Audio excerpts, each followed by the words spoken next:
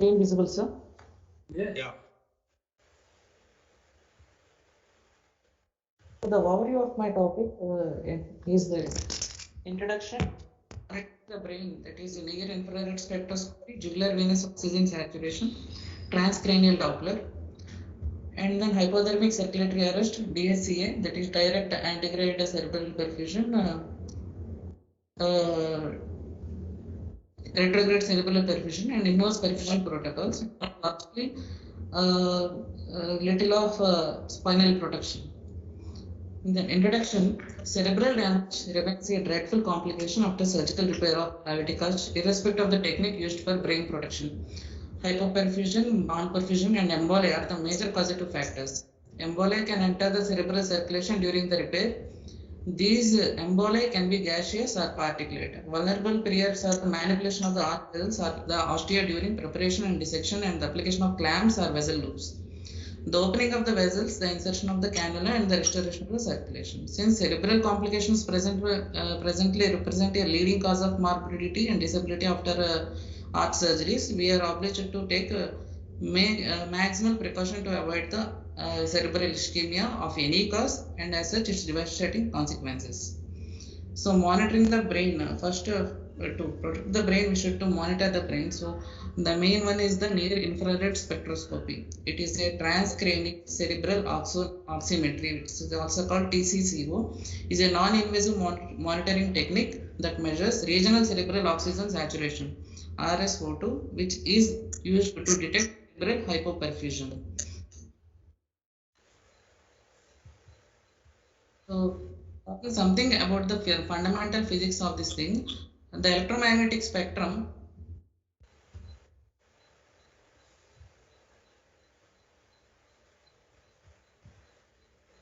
Electromagnetic spectrum, we can see X-rays, UV light, and then visible light, and then infrared light. The wavelength spectrum of the infrared comes in this range of 770 to 1000 micrometers. In this, the near infrared waves comes in the 770 to 1400 nanometers. This spectrum of light has been used in the fundamental physics of the near infrared spectroscopy. So this is based on optical spectrometry, exhibits this particular bandwidth of the spectrum exhibits less scattering within the biological tissue and therefore penetrates deeper.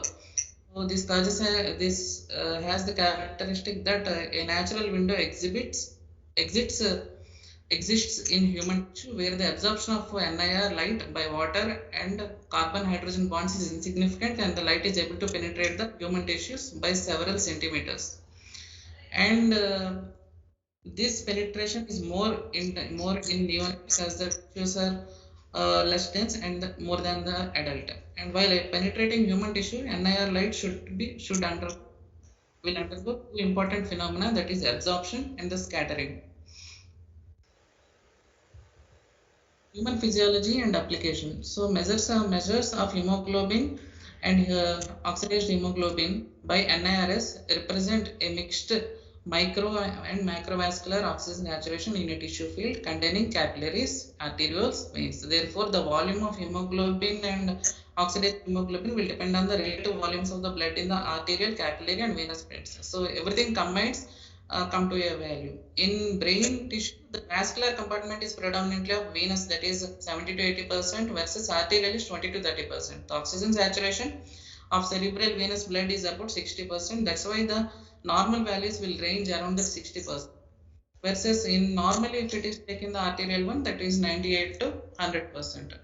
Based on these assumptions, the average regional oxygen saturation is 60 to 70%. This represents the equilibrium between cerebral blood flow and the cerebral metabolism of the oxygen. Cerebral metabolism of oxygen. In case of constant metabolism in the brain, changes in the oxidized hemoglobin are directly proportional to the changes in the blood flow. When the arterial blood supply is interrupted, oxygen consumption and the tissue oxygen will drop to the venous blood, whereafter anaerobic metabolism is started. So during monitoring of jugular venous blood saturation, the lowest acceptable limit of oxygen saturation is 55%. Similarly, NRI's criteria for neurological compromise was recently reported to be an RSO of levels less than 55%. This to incorporate safety margin, a difference between the right and left hemispheres exceeding 30% can also be considered an indication for compromised cerebral oxygenation. In any one segment of the brain, the local oxygen saturation will depend on the arterial saturation, blood flow, and on the local metabolite rate. So the interpretation of the absolute RSO2 values may be confounded by important factors such as hypothermia, alkalosis, or hypocapnia. Therefore, it is essential to follow the trends in oxygen saturation rather than the absolute values. To effectively assess these trends, obtain baseline value of RSO2, which are highly variable between patients with mean stable RSO2 values ranging from 45 to 90%. So this much wide variability is present in the baseline values. So RS values cannot be compared between the patients. So now the clinical importance, NRS has been used during a wide variety of cardiac surgeries, non-cardiac surgeries, including carotid endarterectomy, liver transplantation, neurosurgical procedures requiring hypothermia and circulatory arrest, non-surgical settings, including treatment of patients with acute heart failure or during intra-arterial perforin therapy for the relief of vasospasm related to subarachnoid hemorrhage. These are all the clinical applications of NIRS, and decreasing RSO2 trend seems to reliably reflect decreasing cerebral hemoglobin oxygen saturation. A sudden precipitous decline in RSO2 indicates cerebral deoxygenation in immediate need of correction. Primary role of NIRS during cardiovascular surgery is to minimize desaturation and cerebral complications by rapidly detecting changes and alerting surgeons, anesthesiologists, perfusionists to need to modify or adjust certain aspects of the procedure. So it is more of a alarm bell kind of thing. During refoaming, NIRS can reveal the progressive oxygen saturation that can occur as a result of the uncoupling of the linear relationship between cerebral blood flow and vein temperature. This is particularly dangerous because the brain is metabolically hyperactive and at increased risk of ischemic insults. So RSO2 ratio current is to baseline of 0.7 may represent a critical lower limit below which the risk of neurologic complications increases. Now taking some clinical examples, this is the normal off-pump CABG which have been monitored with NIRS, which is showing on-pump CABG. It is at the starting of CPP and the ending of the CPP. Both the right and left side hemispheres have been monitored, which are showing almost symmetrical this thing, and there is no significant drop in RSO2 during the whole procedure. This is regarding the pulmonary embolectomy with the use of intermittent DHCA. So we can see the start of CPB and then cooling phase and then hypothermic circulatory arrest where it is constantly dropping down and then reperfusion and then dropping down and then reperfusion and then dropping down. So total 3 cycles of HCA and then rewarming phase.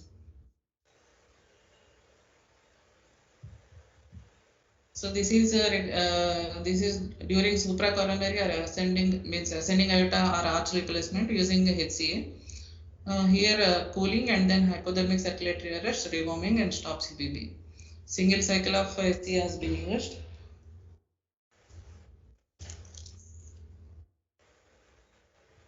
This is during aortic root replacement with the HCA and antegrade cerebral perfusion, that is ACP, has been used.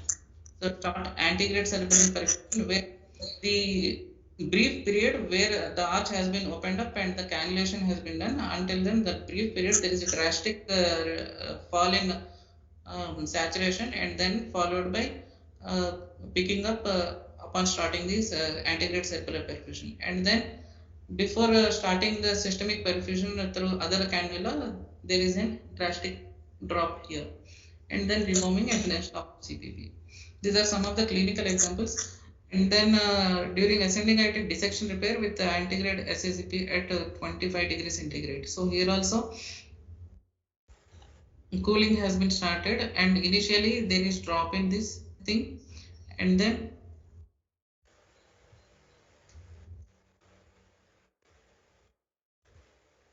and then selective antegrade cerebral perfusion has been started.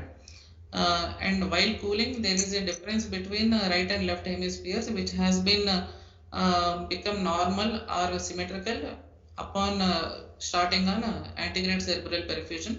That means there is some differential perfusion in the both the carotids before the opening of the arch. That means it's related to the complication of dissection.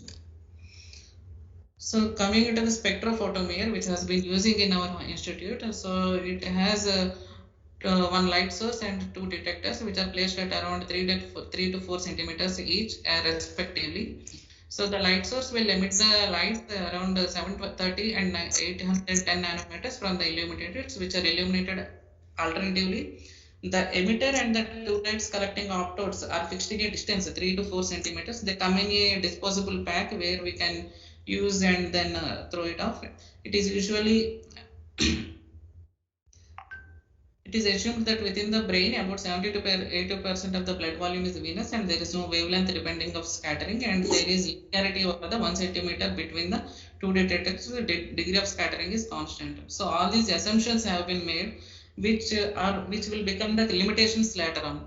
So here the two detector system will help us to see that there is a shallow pathway and then a deep pathway which is going on, which is actually the shallow pathway is all related to the scalp and the bone cranium only, and the only deep one is penetrating the upper biomatter, that means gray matter, and then some amount of white matter maybe. So whatever is coming from the shallow detector to be subtracted from the deep detector, so that the accurate values will be obtained. The transmitter and the two detectors are included in a self-adhesive patch, which are secured in the forehead immediately below the hairline. The distance between the input source and the receiving bundle of the NIR light determines the mean path the photons travel through the tissue. So the basic characteristics: it is non-invasive, it is continuous, real-time, inexpensive, independent of age and sex, portable, bedside monitoring can be done, safe, readily available, and easy to interpret.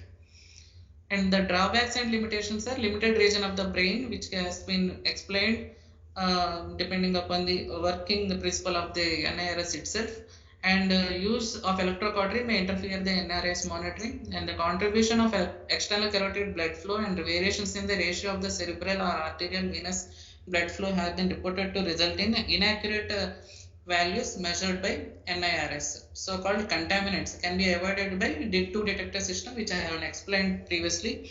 The algorithm used to determine cerebral oxygenation is based on the presumed ratio of venous and arterial blood in the brain. This ratio may vary with anesthesia and cerebrovascular disease, and differentiate between the different causes of declining RSO2.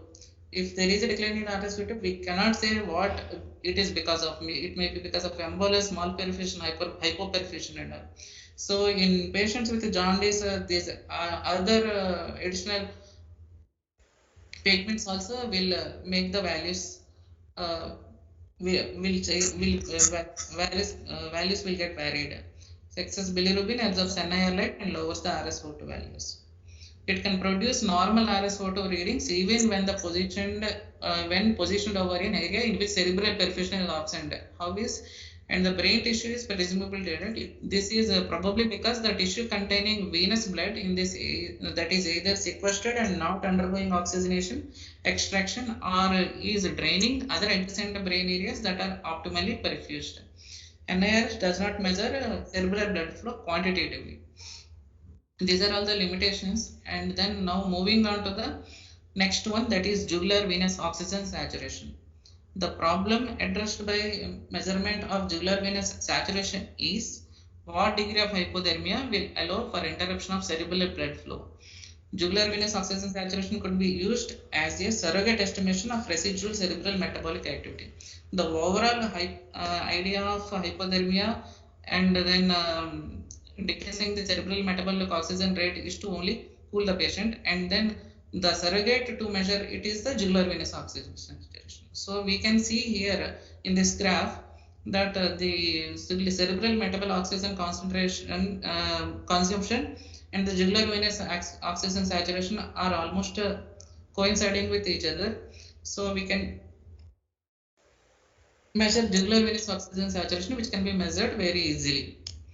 So the technique is just like the PA catheter, PA sheath or central venous sheath, which we have been introducing in the normal way. In the same way, which the another 20 centimeters long, the 20 gauge central venous catheter used to be used to cannulate the jugular venous bulb in an upward direction. So first the blood should return freely through the catheter, and second the baseline saturation values is if it is greater than 70, then it is catheter is probably malpositioned into superficial tributaries such as facial vein, which has to be corrected. So the normal will be around 60 to 70%, and desired is the 95% for going on the arrest, which signifies that the most of the metabolism of the brain has been suppressed, cooling to the desired temperature. Next is the monitoring of the brain, that is a transcranial Doppler.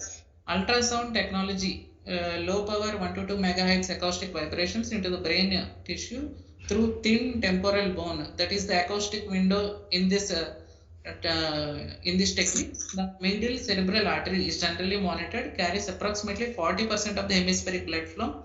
So pulse wave Doppler samples the ultrasonic echoes at a predetermined distance or multiple distances from the probe phase. Gaseous and particulate emboli have higher acoustic impedance than erythrocytes and thus better reflectors of the sound. As a result, embolic high intensity transient signals hits within either the spectral or power MO display may signify the presence of an embolus.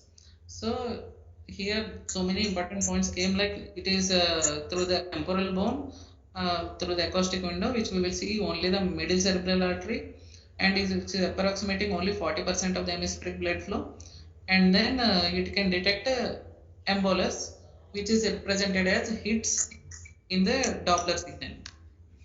So here in this image we can see the probe has been placed in the temporal portion of this thing, and then the wave is going up to the middle cerebral artery. In this two modes have been used, that is power M mode Doppler and then flow velocity spectral Doppler. In this power M mode Doppler, we can see one acoustic deep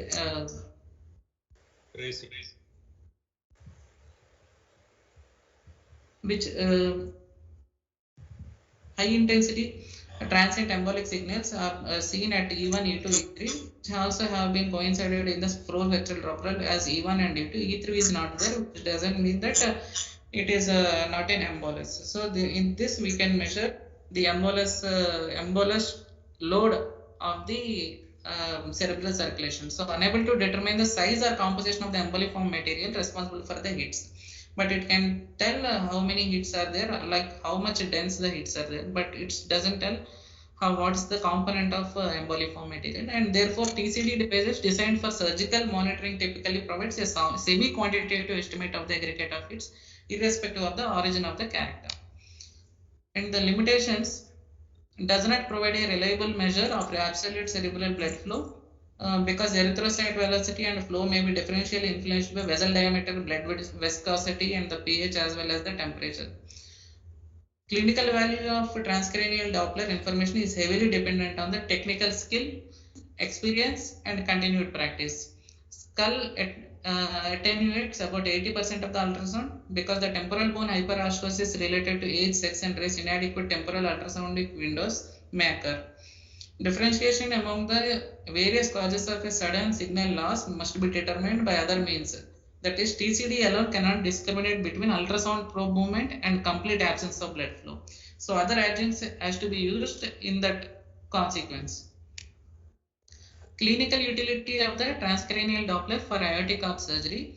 Before cardiopulmonary bypass and then cardiac bypass also we will use. Before cardiopulmonary bypass, how it is useful is cerebral hemodynamic information for detection and correction of perfusion abnormalities that may occur prior to the onset of CBP. So vascular torsion during neck extension or axial head rotation may result in TCD detected regional cerebral hypoperfusion that can be detected, and excessive hyperventilation may cause inadvertent cerebral ischemia due to these changes in the carbon dioxide, and then detection of the malpositioned aortic or superior venous cannula perfusion, venous SVC cannula. How it is, we can see that malposition of the aortic cannula leading to the middle cerebral artery flow reduction. Here we can see the flow has been reduced. And this is before going on bypass after cannulation.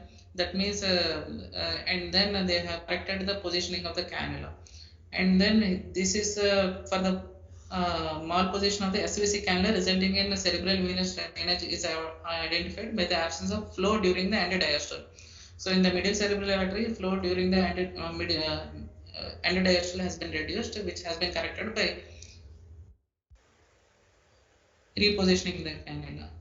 So on CPB, malperfusion syndrome can be detected. During repair of the acute ascending aortic dissection, blood flow may be directed away from the cranial vessels and into the false lumen when we are on CPB.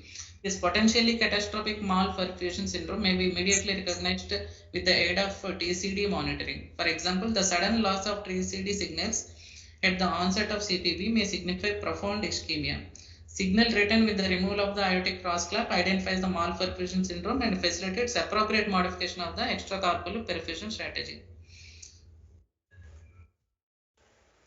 And embolization. Feedback on embolization can improve surgical and perfusion technique and facilitate correction of technical problems.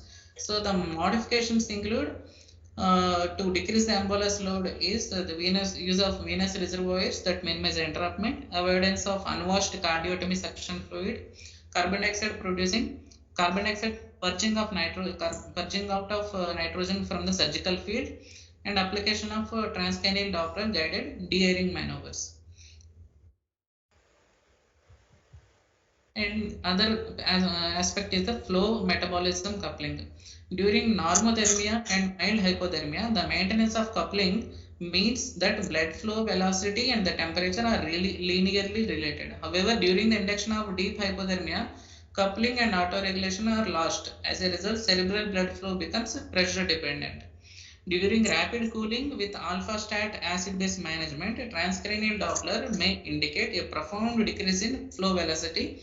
This decrease can result in thermal inhomogeneity, in which deep brain structures are cooled less efficiently than closer to the surface. Recent evidence suggests that pH-stat acid-base management and slow cooling are effective strategies to achieve the goal of a well-perfused and uniformly cool brain. TCD aids the process by providing the perfusionists with continuous feedback on the effects of the cooling process on cerebral blood flow velocity. Flow metabolism relationship is even more important during rewarming. Flow remained low while the cerebral metabolic demand rose with increasing blood temperature. Cerebrovasoparesis to describe this uncoupling, which result in relative hypoperfusion. Following a 10-minute period of cold perfusion after HCA, MCA velocity has been seen to rise this with temperature. This suggests that the coupling of flow and metabolism remains really intact.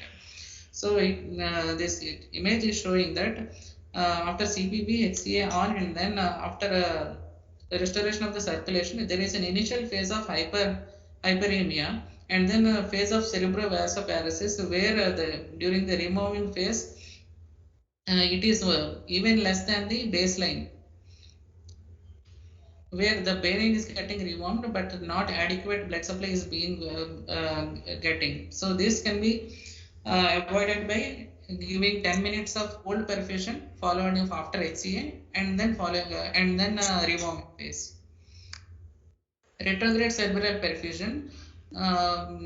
This transcranial Doppler has made so many controversies in the retrograde cerebral perfusion by detecting functional valves present just rostral to the internal jugular innominate vein junction. The presence of this valve may prevent or complicate attempts of RCP through the SVC. Vascular kinking or torsion of the thin-walled veins may result in RCP flow restriction, and retrograde flow through the superior vena cava may be redirected from the brain into the excessive esophagus and then extracranial venous drainages. Cortical veins collapse during a sudden loss of cerebral perfusion pressure. Inadequate pressure may prevent or limit retrograde flow, while excessive pressure may produce cerebral edema or hemorrhage. Large anatomical variations in cerebral venous drainage may result in unpredictable and asymmetric intracranial flow. So TCD is essentially not only to document the establishment of retrograde flow, but also to can characterize its adequacy. Absence of post-arrest hyperemia may also be an evidence of RCP efficacy. And that means even though RCP doesn't increase the perfusion to the brain during hypothermic circulatory arrest, it may be helpful in uncoupling that rewarming phase, so that absence of that post-arrest hyperemia, which signifies that RCP has been some effect. And in these images we can see the upper two images characterize one of DHCA, the other two bottom indicate a discontinuation and then retrograde cerebral perfusion and antegrade cerebral systemic circulation. So here it is only HCA, which we can see the cerebral circulation has been reduced drastically. Here we can see there is RCP given. So under the baseline we can see some amount of blood velocity has been measured in a reverse direction, which is suboptimal. So coming into the concept of SACP, here the functional integrity of the intracranial collateral circulation must be objectively assessed if SCP via one artery is expected to achieve bilateral perfusion. So if we are perfusing only through one artery, then we have to see whether both the sides are getting perfused. Only about 20% adults have an anatomically and functionally competent complete circle of Willis, using the TCD to define the necessity for the multiple cannulation technique. So even with the TCD evidence of antegrade flow through the both middle cerebral arteries, ischemic injury distal to the measurement site may occur from a combination of stenosis and low perfusion pressures. So summary provides important information both before and during CPB and facilitates the detection and correction of cerebral hypoperfusion due to malposition, pre-existing cerebral dysautoregulation, aortic and venous cannula malposition, aortic dissection, malperfusion syndrome, suboptimal acid-base management, rapid cooling, ineffectual retrograde or antegrade cerebral perfusion, cerebral flow metabolism uncoupling due to vasoparesis. Monitoring of brain has been completed, and now coming to the hypothermic circulatory arrest. So coming to the introduction of the hypothermic circulatory arrest, operations of the arch require a period of interruption or a temporary exclusion of the cerebral circulation during preparation and reconstruction of the branches of the aortic arch. The ultimate outcome of the neurological outcome depend upon the quality of the CNS protection during the critical period of operation. The introduction of HCA has revolutionized the surgical treatment of thoracic aortic pathology. Because of its important place in the application of current clinical methods of cerebral protection, a thorough understanding of HCA is essential for planning a reliable and reproducible strategy of brain protection. So history of HCA and cerebral protection in aortic surgery. This slide shows the evolution of procedure and concept around the hypothermic circulatory arrest, where the x-axis we can see different periods of timeline, and the y-axis we can see the number of papers have been published on different topics, where these black ones are HCA, SACP and RCP has been published. So in every period starting from the 1975 also shows the number of papers. We can see it has been divided into different periods of prehistory, ice age, science and reason, depending upon what are the developments happening in that period. So the modern history of the aortic arch surgery starts with the first clinical experience reported by Cooley et al. In 1955. 50 years into 4 fairly distinct periods, we can actually differentiator. That is, first period is a prehistory, first 20 years, where the study of feasibility, that means whether it is feasible or not, has been studied. And second period is Ice Age, where the introduction of HCA for brain protection, and the clinical focus after this introduction was on more of survival. And then once the operative mortality was reduced, the focus was shifted to the neurological outcome and particularly to the incidence and prevention of stroke in the decade between 1985 to 1995.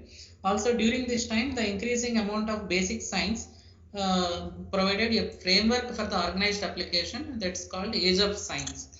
At the same time, supplementary methods such as SCP and RCP were introduced. The absolute limitations of HCA and the prognostic importance of the temporary neurological dysfunction was recognized and finally accepted towards the end of the millennium. At the beginning of the 21st century, the stage was set towards focusing the clinical interest in preservation of the intellect. This brings us the present day of continuing journey that started 50 years ago. The current comprehensive methods of brain protection emerged through the experience and the knowledge primarily gained in the last decades, that is called Age of Reason. Now coming to the physiology of hypothermic circulatory arrest, brain energy metabolism and blood flow. We have to understand the main concept of autoregulation and the term luxury perfusion. The brain's metabolic rate is at rest is 7 times greater than the remaining body. The main source is aerobic glycolysis only. If anaerobic glycolysis in the brain, it cannot sustain the energy demands, and accumulation of the lactates byproduct in the brain proves to be fatal to the neurons. Requiring a constant supply of glucose, oxygen, regulated blood flow to maintain the delivery. So 60 milligrams of glucose and 3 to 4 ml of oxygen per 100 grams of brain tissue is required to meet the metabolic demand. This is supplied by a blood flow of about 50 ml per 100 grams of brain. So this auto-regulation regulates changes in the metabolic demand met by the appropriate changes in blood flow. Maintains the ratio of cerebral blood flow to oxygen utilization to around 20 over a wide range of 50 to 30 map. Conditions like advanced age, diabetes, hypertension, anesthesia, and perfusion related conditions alter this autoregulation. Perfusion pressures need to be adjusted according to the predicted changes in the autoregulation in order to avoid under or over perfusion. During hypothermia, autoregulation is maintained at perfusion pressures as low as 30 mmHg. Impaired autoregulation leads to purely pressure-driven blood flow uncoupled from metabolic demand. Autoregulation is also lost with pH stat management of the acid-base balance during anesthesia. Non-pulsatile flow increases the cerebral vascular resistance over a period of time. Higher pressures may be required for effective perfusion towards the end of the long bypass period to avoid underperfusion in the presence of upward re-regulated autoregulation. The impairment of autoregulation creates extra blood flow exceeding the metabolic need, a state of so-called luxury perfusion. With the loss of autoregulation and resultant luxury perfusion under the artificial conditions of extracorporeal section, the relatively large proportion of the pump flow reaching the brain exposes the brain to higher macro or microembolic loads due to overperfusion. Pathogenesis of brain injury during hypothermic circulatory arrest. Types of injury are mostly stroke, and then others are the temporary neurological dysfunctions. So two basic mechanisms are first localized stroke due to ischemic infarction detectable by conventional imaging, and resultant of global ischemia due to interrupted and inadequate flow. This subtle brain injury manifests itself as a clinical syndrome that's called temporary neurological dysfunction. It is generally accepted that temporary neurological dysfunction associated with HCA is a direct consequence of inadequate cerebral protection and therefore related to the method of protection used. Neurotransmitter toxicity and apoptosis. The events leading to the eventual neuronal death due to ischemic follows a set of sequence in 3 distinct phases. So the injury is in 3 phases. First phase is the depolarization, where it is the same like everywhere in the rest of the body. So lack of oxygen, so leading to depletion of ATP, accumulation of AMP and adenosine, and then potent vasodilators. These are the potent vasodilators, and then anaerobic pathway will start. This which will lead to the lactate accumulation, decrease in intracellular pH, release of neurotransmitters, accumulation in the interneuronal spaces. All events in this phase are reversible, and current clinical protective methods are aimed at delaying or preventing the sequence of these events. Second phase is collapse of the neurotransmitter transport mechanism and the resultant intercellular vicious cycle, the so-called biochemical cascade. Interruption in conversion of the glutamate to glutamine will lead to the accumulation of glutamate. It's a potent neurotoxic substance. It opens calcium channels, which will cause influx, which starts catastrophic intracellular activation of the enzyme systems, and it is called as the perpetrators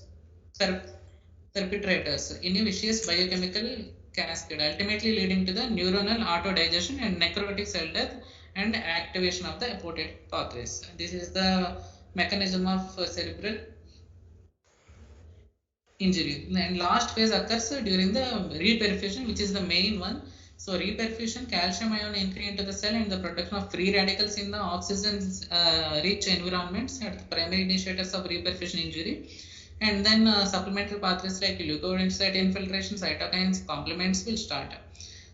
Changing the composition of the initial reperfusate following the hypothermic circulatory arrest in order to elevate or modify the reperfusion injury is an attractive concept. So the important elements of such strategy include pH stat and alpha stat pH management, reduction of the ionized calcium in the reperfuse, increasing the magnesium levels, modulation of sodium or hydrogen exchange, addition of mannitol, leukodepletion, removal of membrane attack complexes by filtration, and normoxic reperfusion at relatively low initial perfusion pressures. So selective vulnerability in regard to the hippocampus and memory function. So hippocampus is the locus of acquisition for new information, which we all know, and is particularly sensitive to anoxic injury due to its high metabolic demand.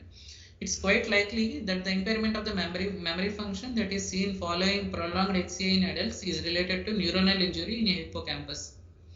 Recent evidence suggests that the early postoperative syndrome of temporary neurological dysfunction correlates significantly with the long-term deficits seen in memory and motor function following prolonged periods of HCI. So recent evidence suggesting that TND is more prolonged, it's not just TND. So hypothermic circulatory arrest for cerebral protection. This has led to the evolution of three principal applications, that is SCA, SACP and RCP. Hypothermia is the principal element of all the current methods available for the brain protection. All other agents are originally developed as an alternate to arrest or in an attempt to safely prolong the duration of the circulatory arrest. So how long and how cold? Limits of safety. The protective effect of the hypothermia is proportional to the temperature-related reduction of intracellular enzymatic reactions, the need of oxygen delivery, and therefore the blood flow requirements.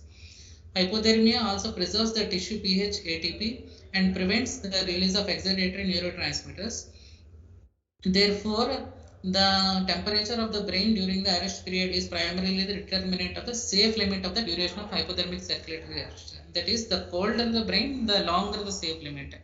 The relationship between the temperature and the cerebral metabolic oxygen is expressed in the temperature coefficient of Q10, which reflects an exponential function for the rate of reduction in the metabolism over 10 degrees centigrade with range with a clinical relevant temperature limit of 38 to 14 degrees centigrade, where we can see this correlation in this graph, where the temperature has been reduced, the duration of safe hypothermia increasing. Coming to the monitoring during HCI. So we monitor the temperature, tympanic membrane and esophageal, rectal. These are all the options we have to monitor the perfusion of the core temperatures. The perfusate temperature during rewarming is kept at a gradient of no more than 10 degrees to the esophageal temperature and never above 36 degrees centigrade. So rectal temperature to determine the end of the adequate rewarming, usually around 34 degrees centigrade to prevent dangerous rebound hypothermia. And the pressure has to be monitored. So monitoring of the perfusion pressure is particularly important when the adjunct to SCP is used. So during superselective perfusion to the innominate artery only, it is important to ascertain adequate flow to the left hemisphere, either by direct visualization of the black flow from the left carotid and left subclavian arteries, or by measurement of the stump pressure in the left carotid artery. And TCD also is helpful, as we have already discussed. and monitoring of the metabolic and functional parameters and blood flow. Adequate and uniform cooling of the demonstration and suppression of the brain metabolic activity by monitoring of function and metabolism is a paramount importance before the initiation of hypothermic circulatory arrest. So the jugular venous saturation, which we have already described, it should be around 95% to go on an arrest for the safer periods. And then a transcranial Doppler along with that NIRS also is the helpful. And the last thing, which is the EEG and auditory and sensory evoked potentials. So studies have shown that evoked potentials are better guide than EEG, because EEG will go silence at a variable periods, but the auditory evoked potentials take lesser temperature to disappear. And the recent extension of EEG monitoring is the computer aided topographical electroencephalography encephalometry, that has the ability to show real-time regional changes. And then monitoring injury, that is localizing neurological signs or severe cognitive defects, we can see through clinical markers. And then routine radiological examination, that CT, MRI, we can see localized or global changes. And patients with prior history of stroke, we need to do CT or MRI before taking him for surgery. So the clinical scale which we can see use is for the neurological dysfunction is grade 1, grade 2, grade 3, grade 4, grade 5, which is dependent upon the duration also. And then the symptoms increase the grade from simple confusion to the lethargy, and then agitation, and then overt psychosis, and then Parkinsonism.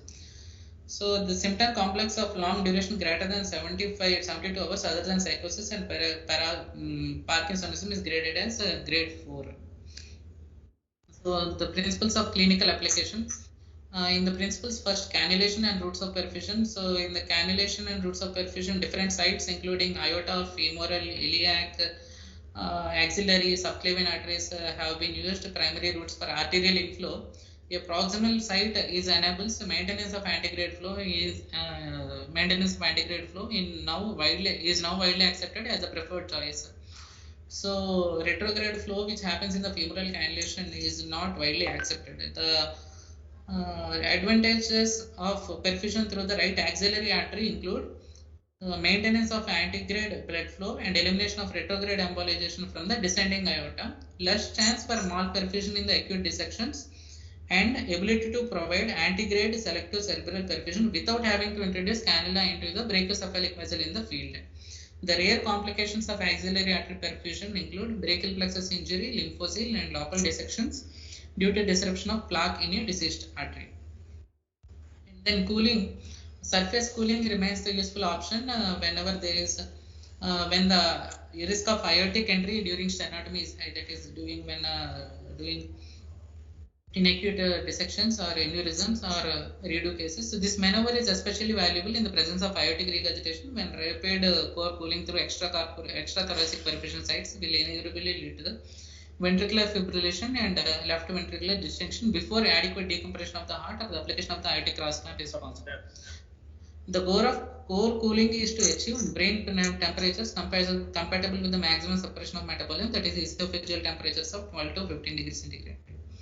Clinical outcomes indicate that the period of arrest period of 30 minutes at this temperature is safe. The active cooling period in an adult at least takes 30 minutes or longer. So the arrest period, brain ischemia, HCA provides ideal operating conditions but limited by time. This time pressure is the major motive for the development of the other two methods. Besides the development of these supplementary protection methods, Grippi's description of inverted and the development of the surgical steps also has been important. So the chronological order is separate graft anastomosis to the arch island containing the brachiocephalic vessels, which had called simple selective cerebral perfusion. Use of branched arch graft and individualized anastomosis to the brachiocephalic vessels, and then to anastomosis of the arch island as the first step called the arch first technique, and finally the individual anastomosis of the brachial to the trifurcated graft. So this is the evaluation of surgical techniques to limit the period of hypothermic circulatory arrest, where we can see and we have been explained already. And then lower body and organ ischemia. The particularly important for SCP techniques, this is particularly important of SCP techniques because in this we will increase the time of lower body ischemia time. This combine only moderate degrees of along with combined moderate degrees of hypothermia. So the organs in order of ischemia are in order of increasing resistance and decreasing vulnerability to ischemia injury: spinal cord, kidneys, liver, pancreas, gut, and last the skeletal muscles. So in a multi-center analysis of 588 patients, of which 352 underwent replacement of the aortic arch with SCP at somewhat lower temperatures, has not observed any spinal cord injury or hepatic failure, with only a 4.6 include renal failure requiring dialysis. In this series, the ischemia time for the lower body were greater than 60 minutes in 50% of the patients, with the longest being of 248 minutes. That means it shows the longer periods of lower body ischemia can be tolerated. And then rewarming and reperfusion. This may well be the most crucial phase of perfusion. The presence of metabolically inappropriate vasoconstriction of cerebral circulation within the first 8 hours following hypothermic circulatory arrest results in the reduction in the cerebral blood flow. During this stage, CMR-O2 continues at reduced blood flows, and O2 extraction is increased to meet the demand. Any further drop in oxygen delivery will be poorly tolerated in this phase. It is important to proceed slowly with the warming and never exceed 10-degree gradient between the perfusate temperature and the core temperature, and stop warming at 36 degrees centigrade esophageal or 34 degrees bladder temperature, and do not allow perfusate temperatures to exceed 36 degrees centigrade. So during hypothermic circulatory arrest, metabolic management of acid-base balance, this issue of how pH should be managed during perfusion of hypothermic circulator remains controversial. As the blood is cooled, pH changes into an alkaline direction. Actively adding carbon dioxide, that means its pH stat management, unequivocally enhances cerebral perfusion by abolishing the cerebral autoregulation. Cerebral vasodilation, due to the increased levels of carbon dioxide, favors more thorough cooling, and it probably improves oxygen availability by counteracting the leftward shift of the oxygen hemoglobin induced by hypothermia. This is important in the early cooling phase when the brain is warm but the blood is cold. However, pH stat management undoubtedly exposes the brain to an increased embolic load because of the so-called luxury perfusion that accompanies cerebral vasodilation. pH stat management is also associated with intracellular acidosis and alterations in enzyme function during the arrest time. So if we see what happens in alpha stat management, so alpha stat management allowing the pH to drift, resulting perfusion at a higher pH. It preserves autoregulation even at lower temperatures and limits the flow to meet the metabolic demand diminished by hypothermia. Maintained normal intracellular pH provides for improved enzyme function and eliminate luxury perfusion and the associated risk of increased embolic load. As recently suggested, optimal management might involve initiating cooling with pH stat management and then using alpha stat principles to guide the perfusion prior to the arrest, and then starting rewarming with a period of pH stat management. Because of the complexity of this near ideal pH strategy, continue to use alpha stat management exclusively in the adult patient, mainly to avoid the detrimental aspects of luxury perfusion. Then hemodilution. Since the effects of affinity of hemoglobin to oxygen at these low temperatures determines the most oxygen delivery to the tissues is by oxygen in solution, and the effect of oxygen carrying capacity of the blood is changed little by the reduction of the red cell mass by hemodilution. So hemodilution prevents hypothermia related hemoconcentration and sludging in the microvasculature and improves blood flow. Aim at a hematocrit level not lower than 25% prior to the arrest period is advisable. And then glucose metabolism. So the hypothermia induced release of catecholamines, administration of steroids, and a significant tendency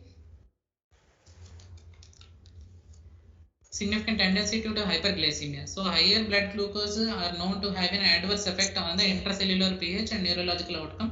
So the overabundance of glucose drives anaerobic glycolysis cycle and then leads to the faster accumulation of lactate and intracellular acidosis during the arrest period. Therefore, hyperglycemia should be treated aggressively prior to and following hypothermic circulatory arrest.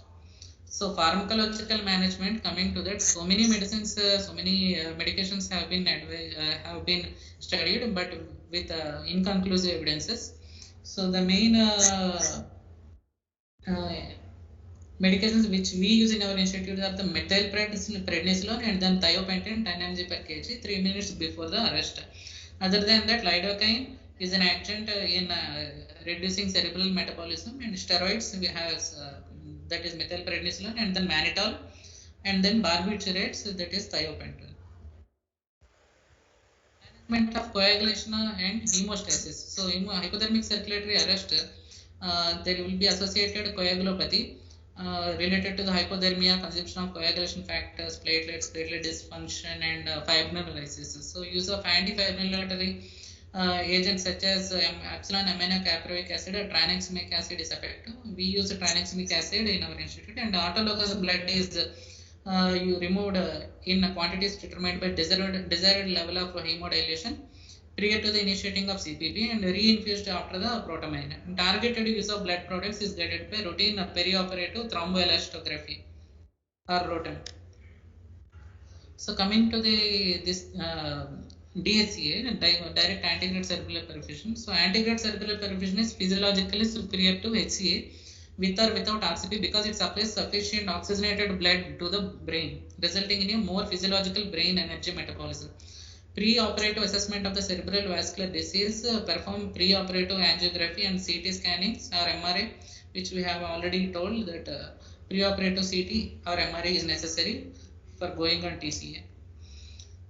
So cardiopulmonary bypass and antegrade SACP circuit in line diagram with the reservoir and main roller pump. An extra pump for the cerebral perfusion have been used here. So from the membrane oxygenator, one extra pump is the one which is added to the normal circuit. So the ascending aorta is cannulated. Epi-aortic echo scanning and transesophageal echo are routinely performed. If the ascending aorta is found to be inappropriate or arterial for arterial cannulation, the alternative site for arterial cannulation will be the right axillary cannulation. In that case, in the circuit, the cannulation site will change to right axillary cannulation. After CPP instituted, the left ventricular vent is inserted to the RSPV, and then myocardial protection is provided by both antegrade and retrograde cardioplegias. So this is the antegrade cerebral perfusion cannula, where we can see 3 ports of balloon, and then this is the main port, and this is the pressure monitoring port, where we can see the balloon is there at the tip and the open tip is there. So perfusion pressure and flow rates to be monitored, and electrons EEG, near infrared NIRS, jugular venous oxygenation, and Doppler. So this is the scheme for recent surgical technique of total arch replacement with antegrade arch branch graft for degenerative aneurysm, which has been shown the cannulation perfusion technique which has been used through the arch vessels. So after here we can see the yellow lines represent that these innominate and the left common carotid has been cannulated here, and distal anastomosis has been carried out, and then sequential anastomosis of the arch vessels, and then starting perfusion through a side arm graft here in the last after starting the perfusion.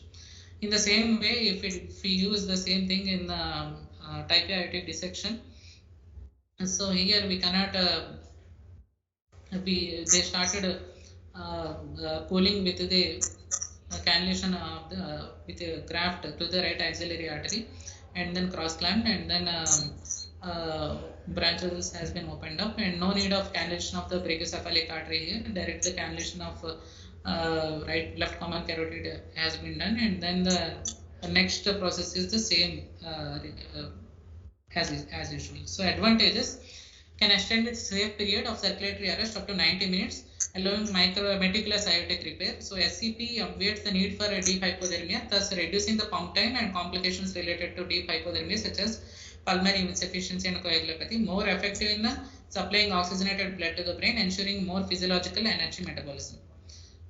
Disadvantages will be risk of cerebral metabolism or cerebral embolism or malperfusion while cannulating the arch vessels. The cluttered operative field and the cumbersome procedure in order to avoid cerebral embolization of the dislodged atherosclerotic debris or air during arch vessel cannulation.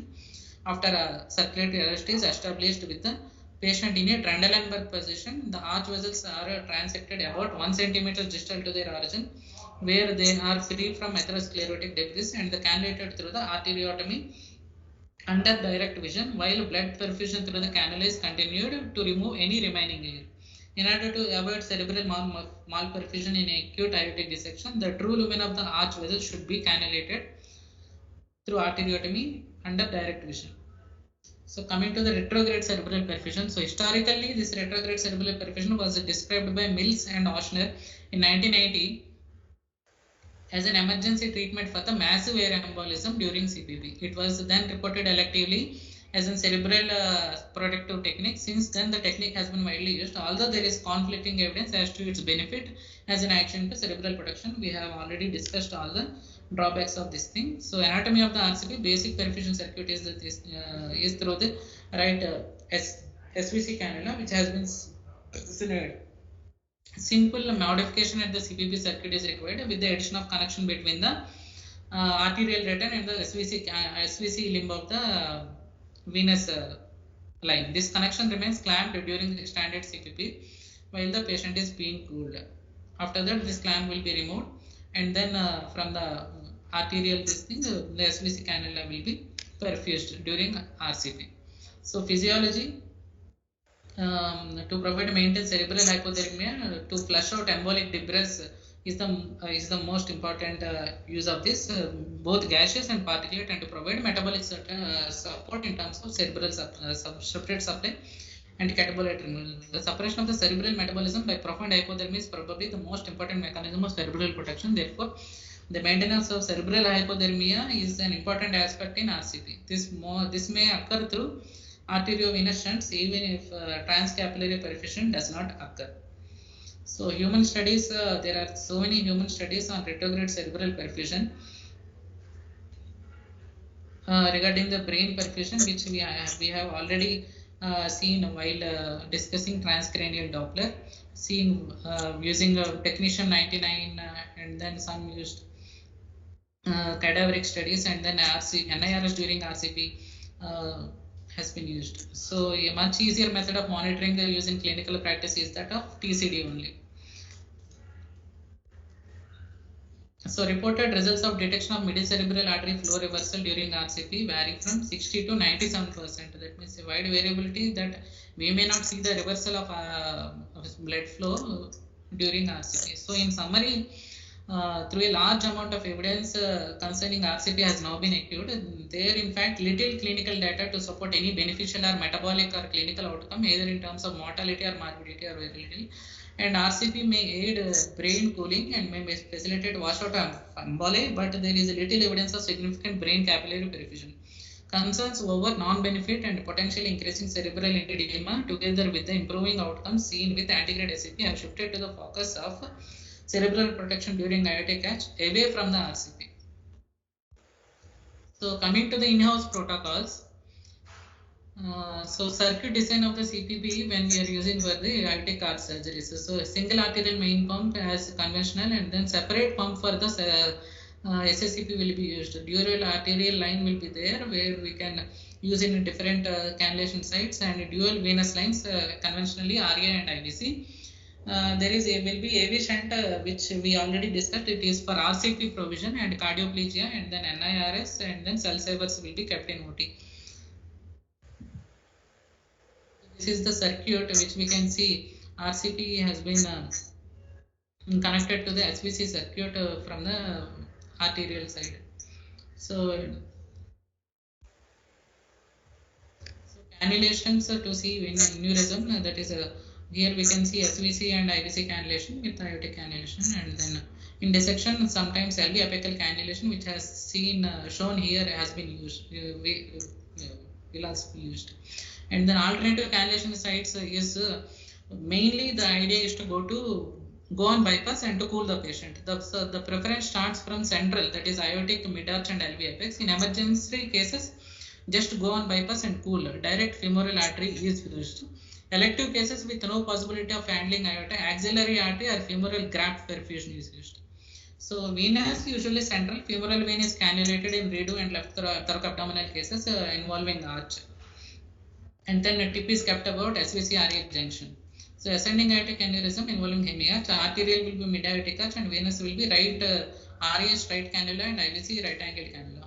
So the sequence of events in ascending aortic replacement involving hemiarch. So hemiarch ascending aorta replacement. First we will cool to 24 degrees centigrade nasal and 26 degree rectal. RA cannula inserted into the SVC and then snared. Aortic root clamped and heart arrested, and then thiopentin 10 mg per kg 3 minutes before the arrest we will give, and then brief TCA where aorta we will open, and then RCP starts in the meanwhile, and then distal anastomosis of the aorta will start, and then reinitiate CPP through the side arm graft, and then rewarm. This is the for the hemiarch replacement. So proximal anastomosis. And then coming off CPB in the last. So dissection, no clamp on the aorta, we cannot clamp the aorta in that patient. Once patient is cooled, RA cannula into the SVC and we will snare, and then thiopentin and then brief TCA. Aorta opens and then RCP we will start in the meanwhile, and then distal anastomosis of the aorta done, reinitiate CPB through side arm graft and rewarm. Proximal anastomosis or Bental we will do, and then come off bypass. So key steps involved in hemiarch replacement is a resection of the ascending aorta starting proximally at the sinotubular junction, and then resuspension of the commissures to prevent any AR, and then open distal anastomosis with hemiarch replacement. Complete repair perfusion through the integrated side arm graft, where we can see this side arm graft we can use for the complete perfusion. And then total arch replacement, the operative plan will be cool to 26 degrees and then brief TCA, RC instituted through SVC cannula, and then dissection flap and true lumen identified, and then a retrograde STS cardioplegia. SACP starts through 14 French or 12 French cannulas, and distal anastomosis is done, and then lower body perfusion started through the side arm graft of the aortic arch plexus graft. Proximal anastomosis performed.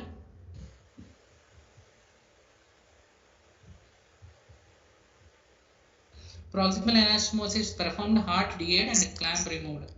So arch vessels reconstruction once after the other will carry on, and then rewarmed and hemostasis secured. So this is the AP grip flow cannula which we will use in our institute, and then SACP, this is the scheme of cannulas which are going into the arch vessels, where we can see the 14 French the grip flow cannula and 12 grip flow cannula in innominate and common carotid arteries.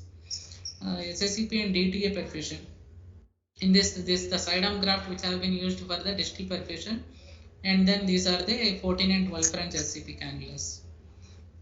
So RCP, the protocol which we follow in our institute is RAS right cannula pushes into IGB and then snare. Air-free SVC line we will make sure, and then Trendelenburg position, flows of about 350 to 500 ml per minute we will use. CVP 25 less than 25 mm Hg. NIRS monitoring will continue, and arch vessels return sucked through the cardiotomy. In SACP, once the true lumen is identified, true lumen perfusion, that is innominate artery, left common carotid and left circulating artery, and then the SACP flow is 10 to 15 ml per kg per minute. Maintain NIRS near baseline, and 10 French, 12 French, 10, 12, 14, 16 according to the size of the vessel which we will use, and NIRS and the returns are monitored. SVC, PBG we will be doing while giving SACP to maintain the venous saturation about greater than 80%, and mannitol 1 ml per kg is also being used. So management, this is the end of cerebral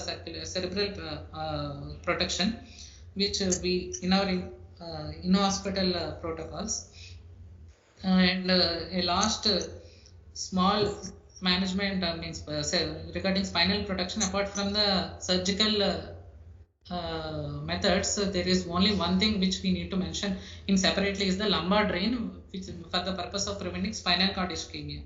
So the spinal drains have devastating spinal drains. Why do we need spinal drains? Is because of this thoracoabdominal aortic replacement. So there in the if the perfusion to the spinal cord is compromised, then there will be devastating complications. So that is paraplegia. So between incidence varies between 4 to 8% with the increased incidence with the extents from 1 to 4, 1 to 5.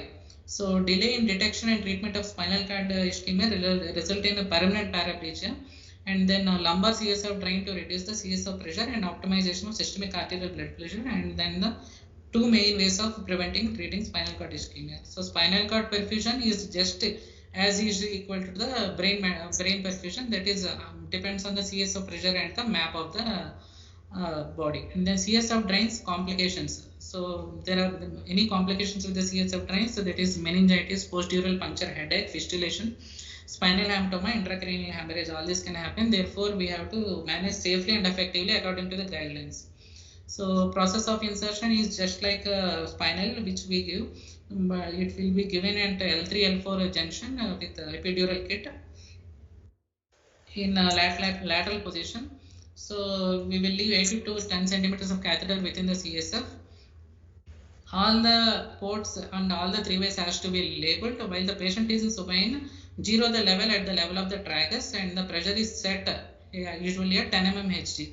And we should not drain more than 20 ml per hour. Faster or sudden drainage of larger volume of CNS can lead to rapid reduction in the intracranial pressure associated with the tearing of subdural vessels leading to subdural hemorrhage. So management of the lumbar drain in ITU. Routinely be woken up to check the neurology of the patient, and patient should be in semi-reclining with a 30-degree sedent head up position, and the zero level should be at the height of the heart, and all three ways to be labeled, and maintain the map of about greater than 90 and set a drainage pressure at 10 mmHg. Check CSF in dripping into the collection chamber, record hourly drainage and empty the contents of CSF drainage after recording. And if more than 20 ml per hour, which need to be informed to the teams. Complete hourly neurological observations has to be made, and observe any change in the color or consistency of the CSF fluid drained. So neurological deterioration, if any, then we have to manage with patient should be laid supine and CSF drain zero level with heart, and then check the insertion site for any sites of infection or leakage, and then map should be maintained above 100, and clotting should be checked, and heparinization should be reversed, and oxygen delivery should be increased, and hemoglobin level also to be increased. Reduce set drainage pressure by 5 and reassess after 1 hour. And if the limb weakness does not resolve, and we have to do the MRI. If there is no CSF drain in situ, it should be inserted if new onset paraplegia is being observed. So at last, the removal of the CSF drain. Following the decision of the removal, it should be clamped for 6 hours. During these 6 hours, neurological observation should continue to be an hourly process, and clamping allows the CSF present to the normal levels. If there is deterioration, that means which we have to unclamp and then do the same again, and then reassess, and then ensure clotting is normal and platelet is above, and at least 12 hours elapsed after the administration of low molecular weight heparin, or 4 hours after unfractionated heparin. If no neurological deterioration occurs after 6 hours, the drain can be removed. So these are the references. This thing. Thank you. Thank you for an extensive presentation, and need to talk about theoretical because most of it was based this thing, which was this thing. But I specifically liked your last portion of your presentation, that is in-house protocols, which is very important for all of you to know once you go out of this institution, to learn to practice on your own. So, and also in the examination, this is what they will ask you: what do you do in your institution? And for that you should be aware of this. And it was a good this thing.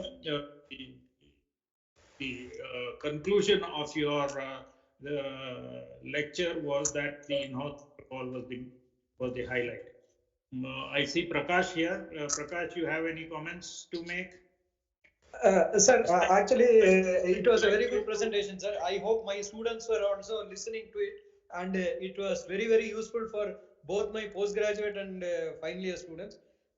It was a very nice presentation. Only thing I would like to add is that whatever Dr. Mohan has told about the dual pump, uh, which has really helped us. And what we do is we use one more arterial filter, sir, pediatric arterial filter to the line which is going to the SACP and RCP, and we also monitor that line pressure. These are the recent changes which has improved our results, sir. So we don't go more than 120 millimeters of mercury on the line pressure for the SACP, sir.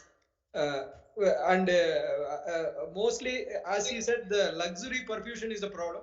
So we need to really control the over perfusion during that this thing. So even a small flow of 250 to 350 ml at 24 degree really helps. So earlier we were ending up with perfusing more and causing cerebral hemorrhage and bleeding. So that has come down now. Recently, one of our perfusionists was sent to Japan for implementing this technique, sir. And one more point we add is, sir, we are not following the gradient while cooling. We go for rapid cooling in order to reduce the bypass time overall, sir. And the other thing is the distal arm perfusion in the aortic arch cannula has reduced the total arrest time of the lower body. Earlier it used to be longer. Because of this cannula, we start the lower body perfusion within 25 to 30 minutes of the anastomosis of the arch vessel. So even the lower body gets perfusion faster. So we are not going for very deep cooling, and we are able to manage at 24 to 26 degrees centigrade, sir. These are our institutional protocols. Yes, rewarming, we follow the gradients, sir. Same thing, 8 to 10 degrees. As Dr. Mohan said, not going more than 35 degrees. With a rectal temperature, we stop at 34 degrees, sir. All this has improved our results dramatically. Thanks, Prakash. How do you monitor gut ischemia and lower limb ischemia? Sir, there is no way during the perfusion, sir. Only on the next day, if there is any problem with the rise in any of this enzyme level, we will know, sir. Otherwise, it is very difficult, sir. Any of you, if you can teach us, it will be great, sir. Okay. Only the lactate levels also we see, but the lactate levels generally go up because of the ischemia and other things.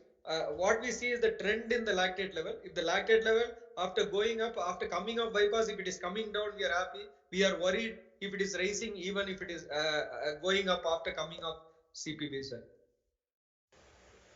Okay, I think you should coordinate with Mohan and then incorporate these additional points that you made from our institutional protocols. Mohan, you please incorporate this into your presentation and put this on the drive so that everybody has access to it. Okay? Sir, can we get this presentation, sir? Can I share it with my students? Sure. It will all be available on the drive. They are supposed to upload this on the CVTS drive. I don't see these things happening for the last couple of months, but I hope somebody takes initiative. I told Karan to do that, but anyway, let us see who will take the initiative. Earlier, Srikanth used to do that, and somebody else, Rahul, used to do that. So nowadays, I don't see much people taking interest on that. Let us revive that. And this should be yes, sir. Please help us, sir. It will be very useful. This was a very good presentation, especially has covered the fundamentals of the NIRS monitoring, which will be very useful because we couldn't get this much amount of notes anywhere. Maybe we were not searching it properly in the Google or what I did. And Kalai also is there, sir. He can add points. He was the person who was sent to Japan. I can see Kalai. Kalai, would you like to add some points, Kalai?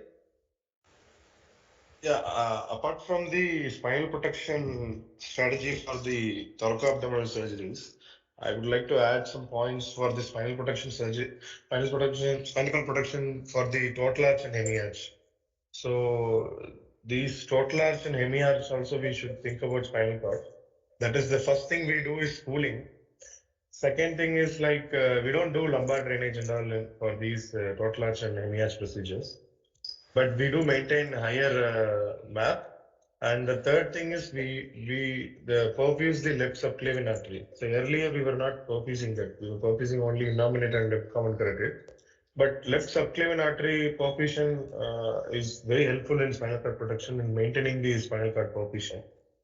So the idea is if the upper one third of the spinal cord is perfused, the lower one third also will get perfusion since it is communicating. So that I would like to add to his presentation. But if your Thank you. circle of Willis is intact, Hmm. does it matter that you perfuse the left also along with the Yeah. right carotid? Yes, sir. They are saying we have to perfuse all the three vessels. So there are a good number of articles suggesting the perfusion of left subclavian also during these procedures because sometimes it takes in a dissection to fenestrate the distal aorta. It takes some time. It takes about 100 minutes also sometimes. So that time they have reported that spinal cord ischemia also happens in these, even though we cool the patients. Okay, thanks. Any comments, sir? There are sir. No, it's a very good presentation. Only thing you always start with medical protection because during anesthesia, in any of these patients' operation, there are a lot of medicines which you use, the anesthetic use for protection. You mentioned sodium pentothal, then isoflurane, mipsodine, all these things are cerebral protective. Then methylprednisolone. Then earlier they used to do magnesium sulfate, and then all these things, they initially uh, chemical protection. And nowadays there is a new drug, not new drug, uh, like anti-metabolites and brachiocephalic and other things used for cerebral protection. The other thing you started with the niche first, but I thought you start with the older things first, the geography, monitoring of the percentage of oxygen. Normally, we expect that to be 55 to 75. If it is less than 50, it's danger. We've sent some figure of 95, which I didn't understand exactly. Then came the transcranial Doppler. That gives only the flow and the gradient in the middle cerebral artery, which means nothing. If the gradient is less than 80 centimeter per second, that's a almost nil gradient. But if the gradient goes up to 160, that means there's a knowledge spasm. If it is goes about 200 millimeters per second, it's a severe spasm of the, so the circulation in the brain becomes less. Then the needs, of course, you mentioned, and there are three types of needs, The most commonly used and the oldest one is a continuous need, It gives a better measure of the metabolism of the brain and the oxyhemoglobin, the deoxyhemoglobin in the brain tissue, so that gives better. And then the percentage should be above 50 or 60, less than 50, that shows ischemia of the brain. So those things will come. And then the retrograde cannula, retrograde cerebral perfusion. The most important thing, the pressure should not exceed 30 millimeters mercury, and the fluid is only about 10 to 30% of the cardiac output you need. And then the disadvantage is that many of them later on show neurological disadvantage and they need higher ICU time. The antegrade perfusion is much better, and most people initially, our time we used to do only one of the right carotid artery, and that too in these days of cannulation of the arterial artery. And that's much better because you put a graft and onto that you put the cannula so that the thinking of the cannula, if you directly cannulate either the femoral artery or the axillary artery, the kinking occurs. But if you put a graft and then you put the cannula through the graft, that doesn't occur. In such cases, initial stages, when you open the aneurysm, all that you have to do is to clamp the innominate artery so that the flow coming from the axillary artery goes to the right carotid artery. And in most cases, we used to do only right carotid artery perfusion. But as you said, in about 30% case, the circle of release may not be complete. And especially those days we used to say, if the circulatory arrest is more than 15 minutes, of course we have to do bilateral. Nowadays, as the perfusionist says, it's always better to do bilateral. The only disadvantage is a particulate and air embolism is more common in antegrade perfusion than in retrograde. In fact, as you mentioned, the first use of retrograde was in massive air embolism of the pump. So, in antegrade, is a chance of air and particulate embolism that the Prakash said nowadays they use special filter to avoid. The other thing that we mentioned that in a aortic arch surgery, most people don't do cerebrospinal fluid drainage.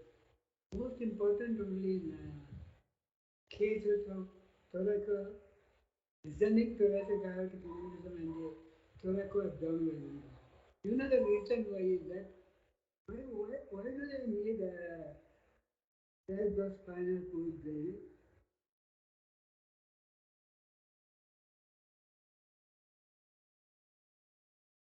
So there is a perfusion pressure. Perfusion pressure. The main blood supply to the spinal cord comes from the anterior cerebral artery, which arises from the combination of the vertebral arteries. But that's a discontinuous, it's not a complete thing. So this is reinforced from the intercostal artery, from the thoracic, and most important by the adenocavix artery. So much so, it's a delicate thing. So if the cerebrospinal fluid pressure goes up, this is ischemia of the spinal cord, that's why.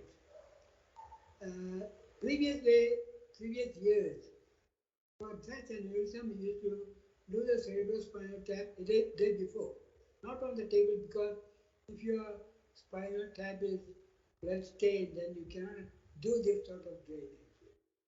And you also mentioned one of the dangers is actually infection and also thrombosis of the veins. So these things can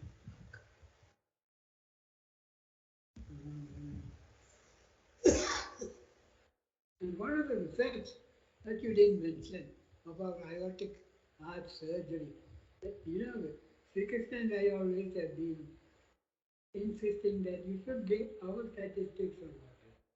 And also, Prakash was saying the recent modifications we have done in the antegrade cerebral perfusion. And also, it was also mentioned that when you, in aortic arch, it may not be very important to perfuse the left subclavian artery, but when you are doing along with descending thoracic aorta, it's very important to cannulate because the circulation comes from the left, the collaterals comes from the left subclavian artery. So it's very important to cannulate all the three. Otherwise, only for aortic arch or for AV arch, it's important to do antegrade to the right and the left carotid arteries, or only through the axillary artery and clamping the innominate so the circulation goes to the right carotid artery and through the circular artery.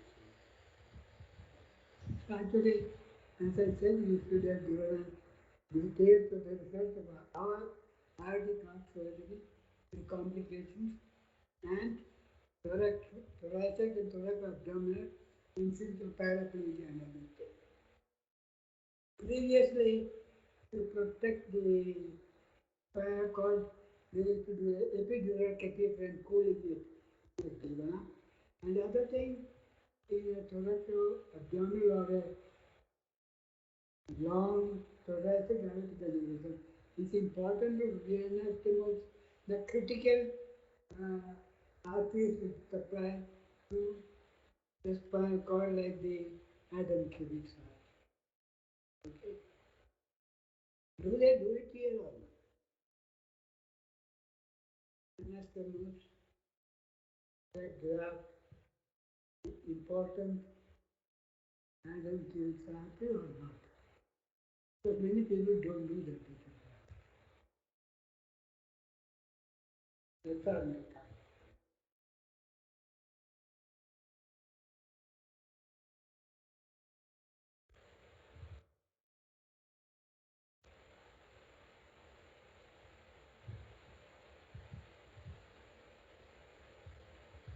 Okay, any comment?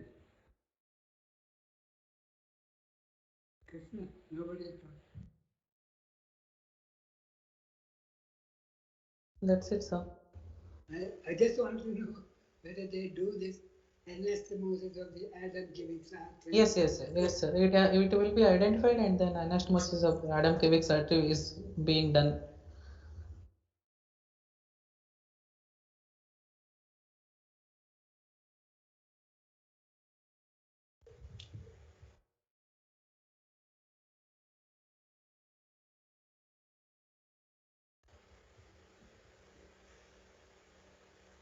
And actually, spinal things we have mentioned about the